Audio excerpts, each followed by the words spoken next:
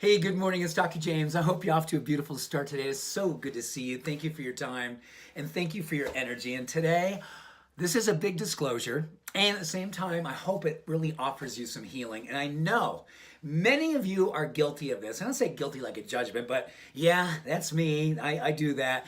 And I'm going to give you a hall pass. I'm going to give myself a hall pass. And it's all about the relationship to texting and a certain thing that we can do a whole lot better if we want to live longer, if we want to be happier, if we want to build more trust, if we want more empathy, more compassion, just a general greater level of loving and vitality and joy and peace. You want all those things, right?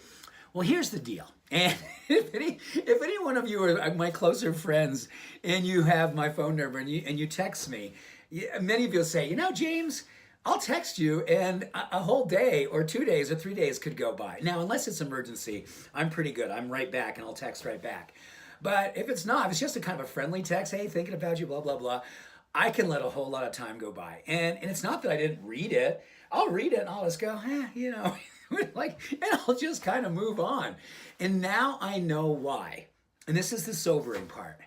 There is very good research that's talking more and more about what's happening in technology, and in particular, what's happening with texting and its relationship to lowering the love between you and me.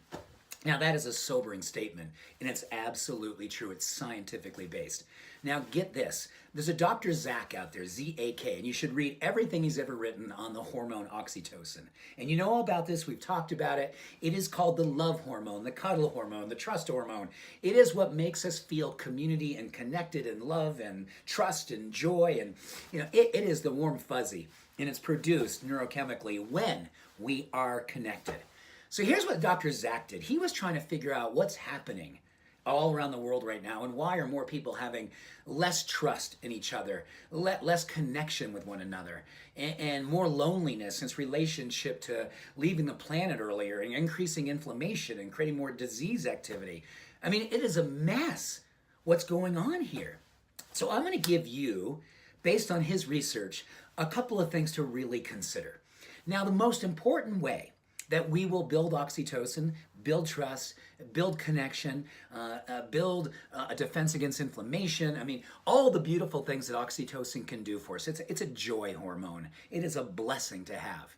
So when you are with someone in person, and you were really fully connected, you were fully present, you have an opportunity to rub their shoulder because, and it's appropriate, right? You always want to qualify that, or hold hands, or give a great big hug. I mean, make the eye contact. That is the most awesome, powerful way to build oxytocin, and that's where trust happens. Now, the secondary way is like this. When you can actually see someone, you're doing a FaceTime, you're watching me right now, and you're going, James is really here with me, and I know he cares, because I do care. And this is really the way that I love to communicate when I'm trying to communicate with a lot of people. When I'm looking into your soul right now, I'm saying, this is really important for you if you want to live longer and stronger, if you want to build trust, you want to build intimacy, you want to build a more successful, long life that brings you more joy and peace. This is the secondary way to do it. The third way is through a phone call. And, even though you can't see the person, but you can hear their voice, that will also help with oxytocin. So you got in-person, video or a FaceTime, phone call. Guess what number 4 is? And it's way back there. It's like oxytocin honorable mention. It hardly does anything. It's texting. So when you get a text, and if it's someone you love, you'll get a little bit of jolt. But if it's just a text and you don't feel compelled to return it, or you spend most of your day just texting, you are really hurting the levels of your oxytocin. And not just yours, the person that you are texting, all the people that you're texting with. So what does it give us an opportunity to do? Well, I love to make dates. I love to make dates and be in person with people. I love to do lunches. I love to share an hour with someone and really, really be conscious about it. And if I can't do that, I love to do FaceTime. And I love to do this. Texting is convenient. Texting is impersonal for the most part. And now studies show that texting does not help our oxytocin. It actually diminishes the connection. So what's the moral of the story? We will be texting and we'll continue to text. But when you can create this, or in person, do it.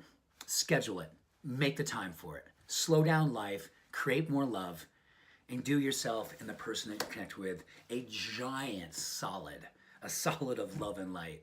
Be there and be present. Much love, much oxytocin. Have a beautiful day. Bye for now.